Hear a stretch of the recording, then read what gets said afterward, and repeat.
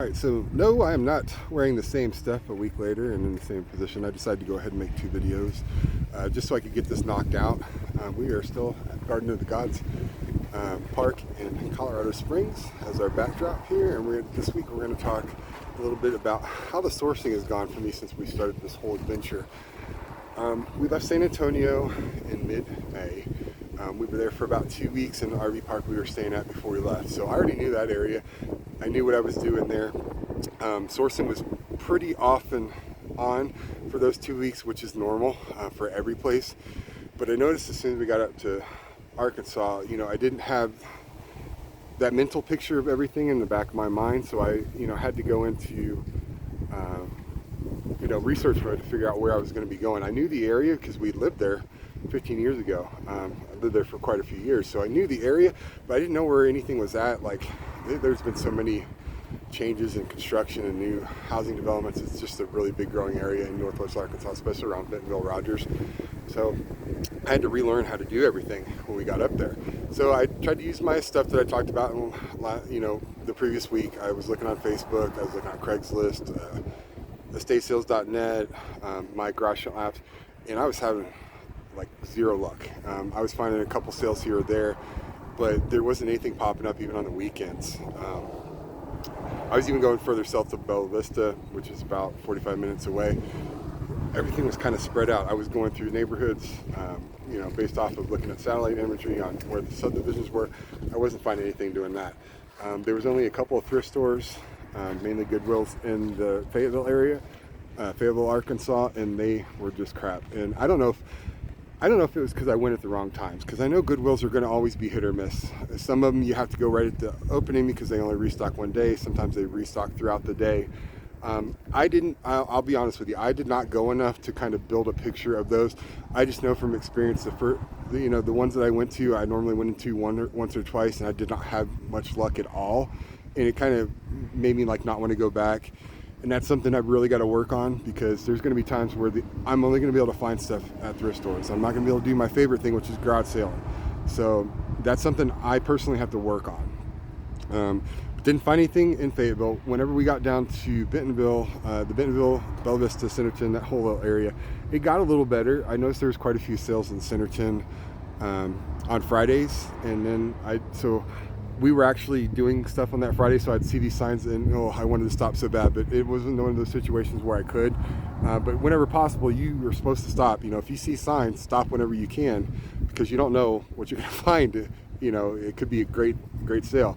But I didn't have the chance, so I went back to that area. I'm like, if there's this many sales on a Friday, I said, maybe I'm going to have some luck. So I went back on Saturday, and that's what I talked about in a previous video. I did okay. I found a bunch of Nintendo Power. It's probably about 60 of them.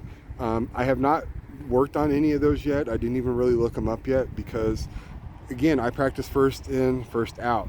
So I'm not going to start researching those and getting all excited about them, like if there's any good ones in there, knowing that I'm not going to be listening for at least 3 or 4 weeks after I purchase them.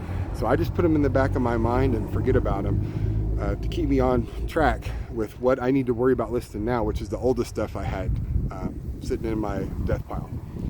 So I found those. I found a couple of video games. It wasn't enough for a full week. So I'm like, okay, I need to start thrifting, because like I told you in the previous video, if I don't find enough the previous week to cover a full week, that's when I start thrifting.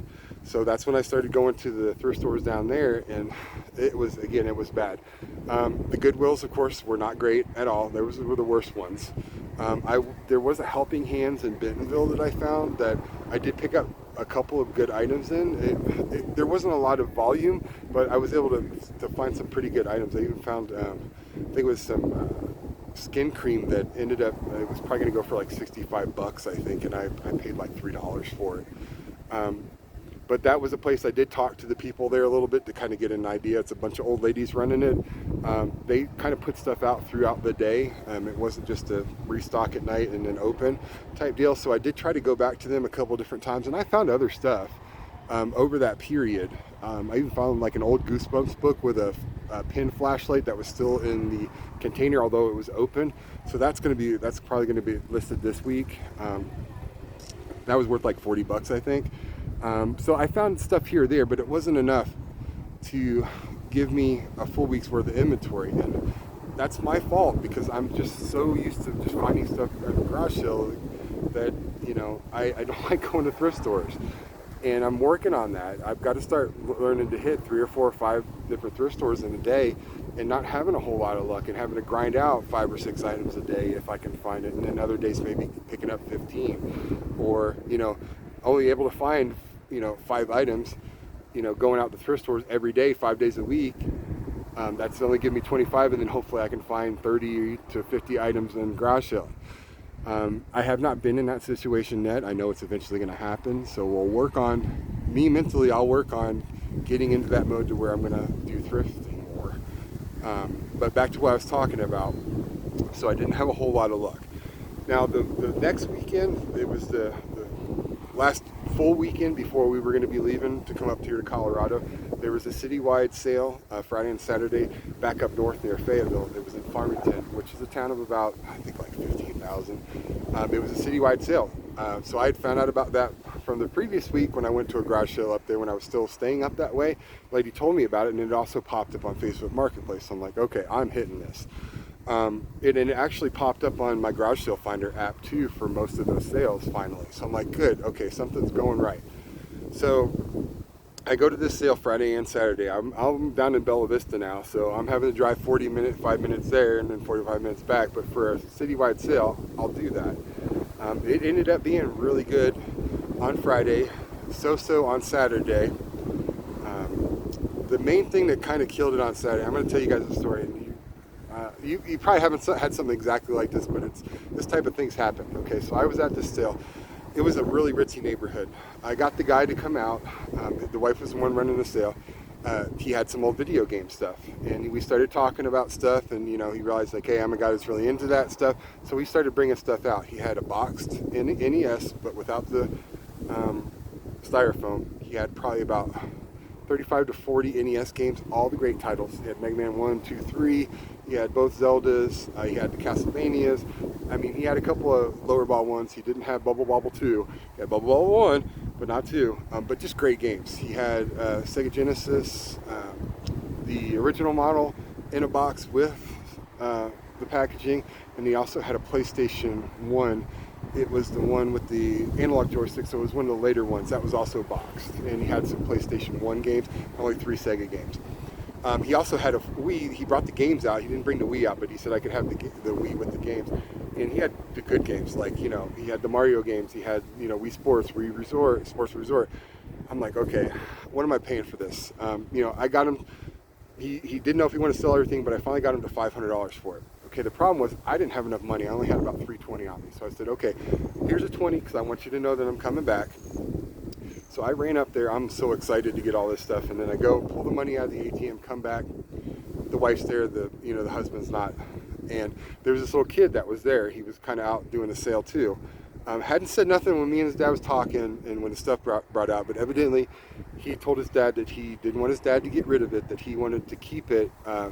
Even though the kid had never played it, he wanted to keep it and pass it down. So the wife told me that they decided not to do the sale. And I guess she had the kid come over and explain it to me. Dad's nowhere around. It would have been kind of nice if he would have talked to me about it too. I said, hey, is there anything that you didn't want to keep? And he's like, no, I want to keep it all. So I couldn't even get the Wii. So if I would have had the money and I could have done the sale right there, I don't know. I wouldn't have known about the kid aspect of it, and it would have been later. And I wouldn't have known that if the kid got upset after the dad sold it. But I wouldn't have known about that either. So if I would have had that money, I could have got that sale. And it was, it was good money, and it was good inventory. It just that alone would almost give me a whole week's worth, and it just sucked.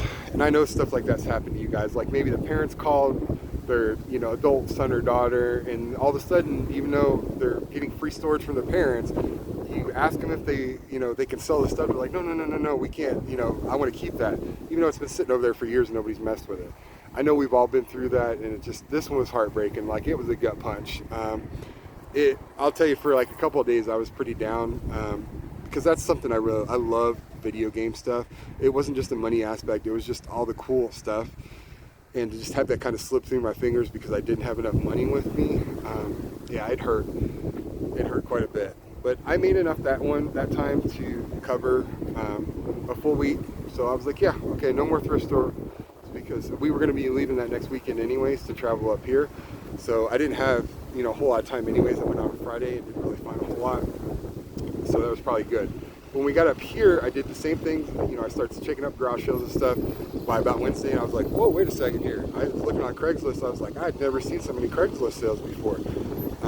They had like 3 or 4 different neighborhood sales going on up here, a bunch of, individual sales, multi-sales. I was like, wow, this is freaking awesome. This is my first weekend here, and I'm finding all these sales. So I did really great on Friday. Normally, when I was in San Antonio, I'd had to hit maybe 7 to 10 sales before I'd find 1 or 2 good items. Sometimes more items. Sometimes I would find 20 items at one sale. It's just kind of hit or miss, But I'd never consistently found so many quality items at each individual sale. So it was great to have that aspect of it. It was like, oh, every time I'd hit a sale, I'd find something else. That was great. Sorry, there might be the overlook, there's a parking lot, and there's a gentleman, it looks like they're needing to get into the vehicle. So there's a diesel truck here, and the engine's kind of loud. So hopefully that's not too bad in the background. But back to what we were talking about. So these sales were awesome Friday. Like, I was finding all kinds of stuff. I found 2 bats, one that was a $250 bat. It was like one of the Mike and Freak softball bat. And then I found a really good Louisville Slugger bat too. I found a couple of cameras. I found stuff that I'd never really, I'm one of the people, I'm curious about stuff I've never seen before. I look it up. Just a bunch of stuff that I've never bought before, that was never on my radar, that I just looked up and I'm like, whoa, sell-through rate's good, profit's freaking awesome. I even found a couple pairs of sunglasses. I found really great Oakleys for 75 cents. A pair of looks like Armani sunglasses with the case. I still don't know if those are actually legit. I gotta look them up. But considering the places they were at, I'm assuming they're probably legit. So Friday was freaking awesome. Saturday, I just went to one, it was one neighborhood sale, but it was this huge old area that had a ton of houses, like pretty much back to back.